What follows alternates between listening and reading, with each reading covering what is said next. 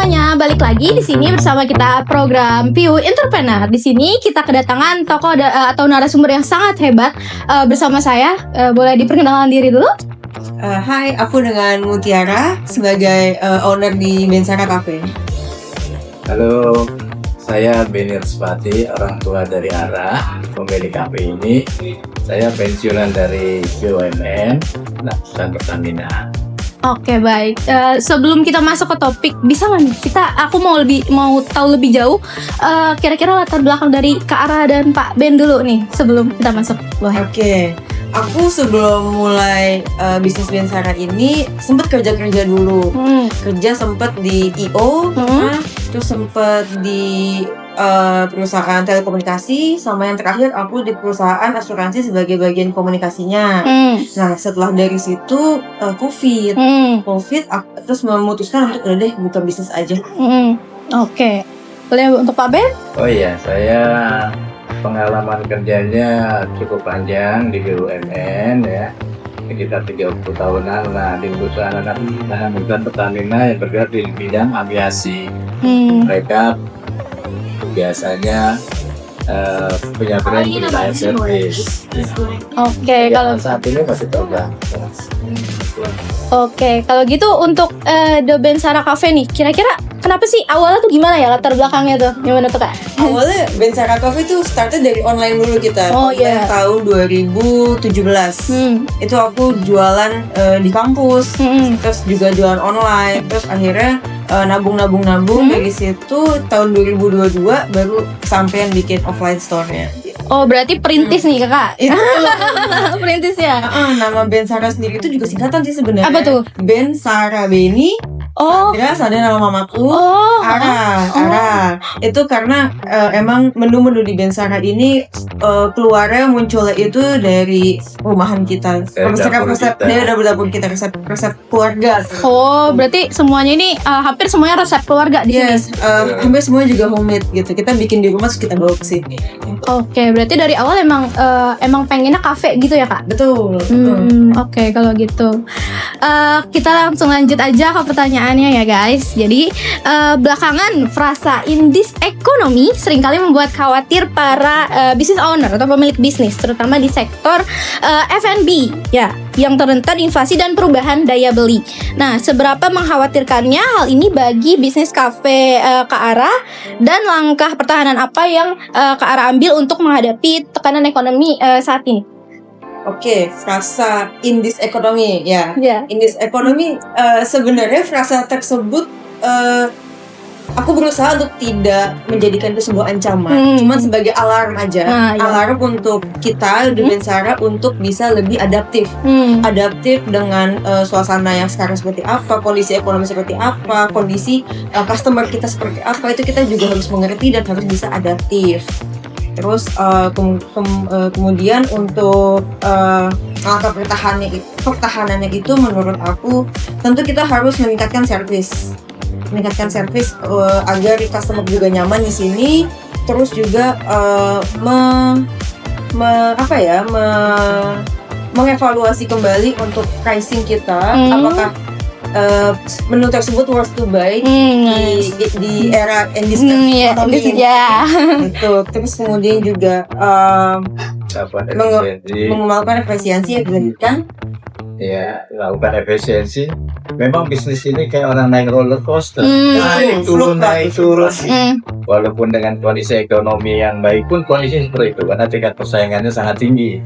Jadi memang kita dituntut untuk kreatif, dan promosi produk dan perbaikan environment-nya gitu.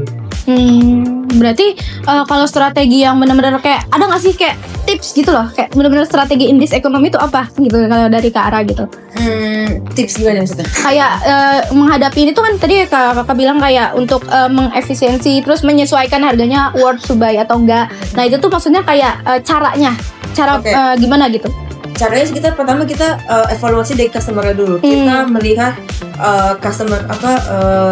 latar belakang customer itu. Kadang kita tuh juga ngajak ngobrol customer loh, kita dari mana, kenal Bensara dari mana segala macam, terus kerja di mana. Kadang customer juga kita jadiin teman sih gitu. Jadi kita tahu lah kondisi saat ini tuh dari gimana dari point of view customer. Dari situ kita bisa mengevaluasi kembali untuk tim internal kita, untuk pricingnya, apakah bisa kita naikin, apa kita turunin, apakah kita mengganti bahan baku yang lebih baik lagi, apa seperti apa itu ditentukannya dari customer seperti itu. Karena berarti masukan dari customer itu juga menjadi bahan untuk kita briefing gitu. Berarti dari Kakak Ara tuh punya data customer punya. Dari apa tuh kira-kira? Misalnya kayak rumahnya di mana Kak, segala macam. Oh, nanya langsung ya? Nanya gitu tuh karena jadi dekat gitu, kita karena kayak tinggal di mana Kak gitu, jadi mana Kak. Ditulis. Enggak sih, cuma mengingat aja gitu. Kadang juga kita by Instagram kan di follow sama customer juga. Kita juga approach kayak kakak apa kabar gitu. Oh, di DM. Wah, keren banget itu, niat banget ya. Oh my god. Itu dinilai dari kedekatan kita sama customer tersebut juga sih. Jadi nggak asal kita main DM orang stranger segala macam, enggak, kita menilai dari kedekatan aja gitu. Oke, baik. Iya, dengan menghadapi ekonomi yang terus menekan ya, turunnya daya beli masyarakat, jadi sangat berpengaruh memang terhadap kunjungan customer ke kafe. Biasanya kita melakukan ya promo-promo, bundling, bundling produk, dan meningkatkan promosi di sosial media. Selain itu juga kita menekan cost kita. Mana-mana cost yang masih bisa dikurangi ya, tanpa mengurangi kualitas produknya.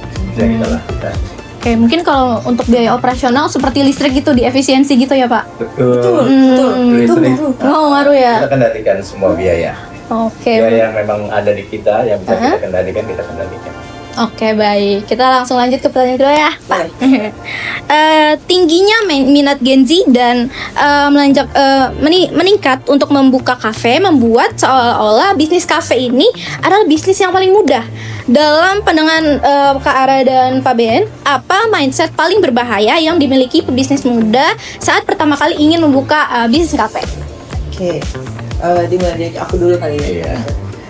Di kalangan aku, teman-teman aku pasti banyak yang bikin kafe juga, dan most of them banyak yang berpikir kalau bikin kafe itu pasti instan.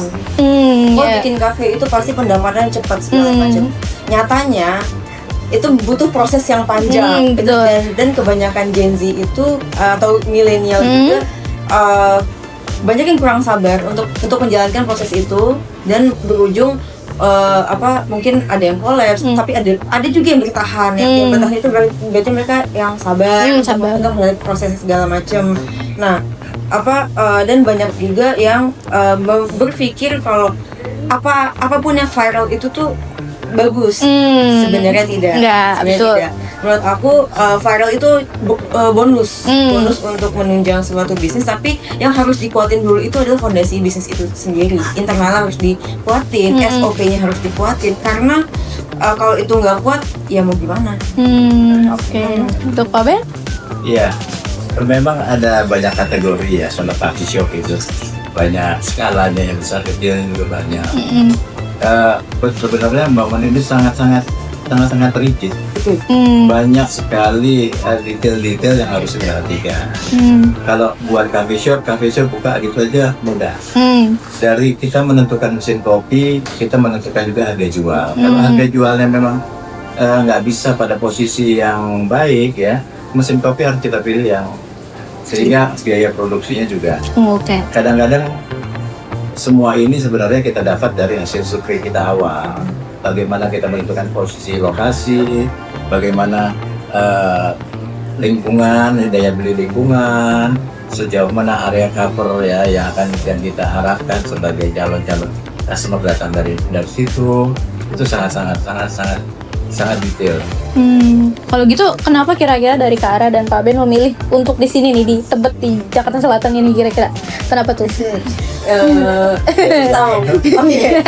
Dunia saya ada di sini. Oh gitu. Dunia saya dari SMA itu.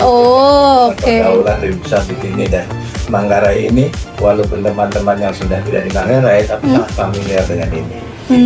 Oke. Jadi titik kumpul. Titik kumpul dari teman-temannya Pak Ben. Betul. Jadi kita jadikan titik silaturahmi kita lah. Oke, kalau gitu kita langsung lanjut ke pertanyaan ketiga ya.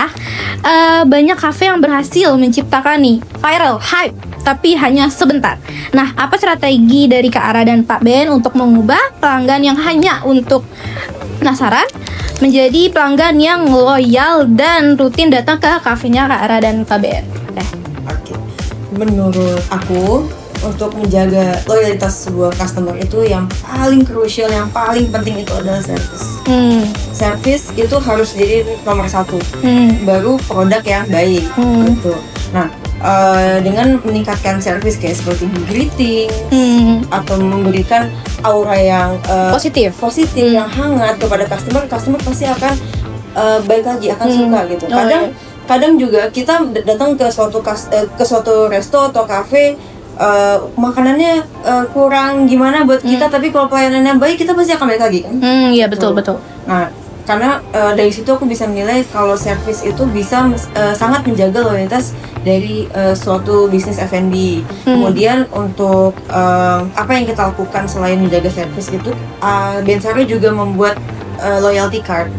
Jadi untuk customer loyal kita kasih loyalty card untuk mereka datang kembali yang nantinya akan bisa ngeklaim Poinnya gitu ya? Poinnya dan free produknya seperti itu. Oke. Dan juga tentunya menjaga kualitas produk yang stabil. Oke, kalau dari Pak Ben? Ya, yang penting customer loyal itu kita ordernya hangat, warm, dia nyaman, betah, sehingga dia akan kembali lagi. Kehangatan itu bukan karena ya kita ciptakan, Iya benar.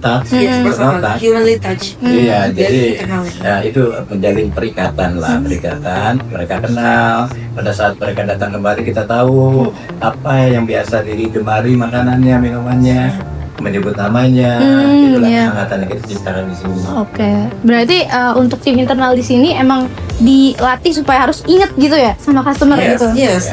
Berarti dari Kak Ara ini sering ngecek gitu ke sini untuk kayak servisnya gimana. Oh, berarti kalau dari Kak Ara sendiri suka terjun langsung nggak nih buat kayak servis di sini? Sering. Buat memastikan ya. Sering jadi kasir. Oh, sering jadi kasir. Oke. Bantuan dari teman-teman Ya, di situ moment of truth saya kan di situ. Kasir. Oke, baik. Kita langsung lanjut ke pertanyaan nomor 4 ya. Jika seorang pebisnis F&B baru sedang berada di ambang kegagalan nih, apa satu langkah penyelamatan drastis menurut Pak Ben dan juga Mbak Ara yang harus segera mereka lakukan? Menurut aku, jadi tuh bisnis itu pilar dalam operasional itu ada 4. Ada sales, ada experience, terus kemudian customer repeat order, terus itu juga mempengaruhi cash flow. Apapun yang tidak menguntungkan 4 pilar tersebut hentikan, cut off. Termasuk kayak menu yang terlalu rumit, Kurang diminati. yang kurang diminati itu mendingan di cut off. Terus dengan meng-cut off menu-menu yang kurang diminati itu akan mempengaruhi rotasi dari inventory kita. Gitu. Nah dari situ kan cash flow jadi lancar lagi, jadi cash flow tidak ngendep jadi bahan gitu. Jadi terus muter seperti itu. Oke.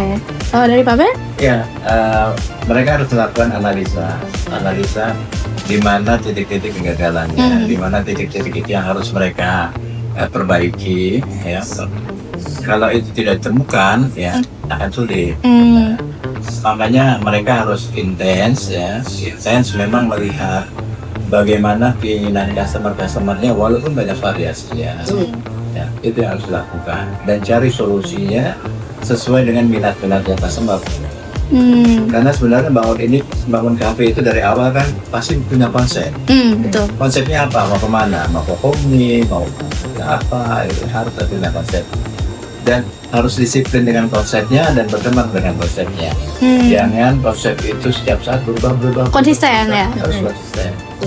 Berarti kalau buat kafe The Bensara Cafe ini apa nih konsep utamanya dari Pak Ben dan Mbak Ara? Kalau Bensara konsep utamanya itu adalah homey, hangat, dan lebih fun dan pelan. Kita tuh kalau untuk Bensara sendiri ya tidak mengejar something yang lagi viral segala macam. Kita lebih stick untuk bertahan di suatu hal yang digemari oleh customer. Oke, berarti nggak ngikut-ngikut yang viral ya? Melihat dulu. Oke. Kira-kira dari Pak Ben dan Mbak Ara ada kata-kata terakhir nih buat para pebisnis F&B juga nih. Kira-kira ada nggak? Apa ya? Ya. Bisnis ini memang banyak tantangan. Tantangannya, persaingannya juga karena itu tadi mudahnya membangun, tapi sulit mempertahankan. Dapat bertahan dengan memberikan sesuatu yang baik dan konsisten memberikannya. Itu. Kalau dari Mbak Ara nggak ada tambahan? Cukup sih. Cukup ya. Oke. Baik, kita akhiri ya Pak Ben, Mbak Ara. Oke. Terima kasih untuk semua yang sudah menonton. Kembali lagi ke program View Entrepreneur. Bye bye.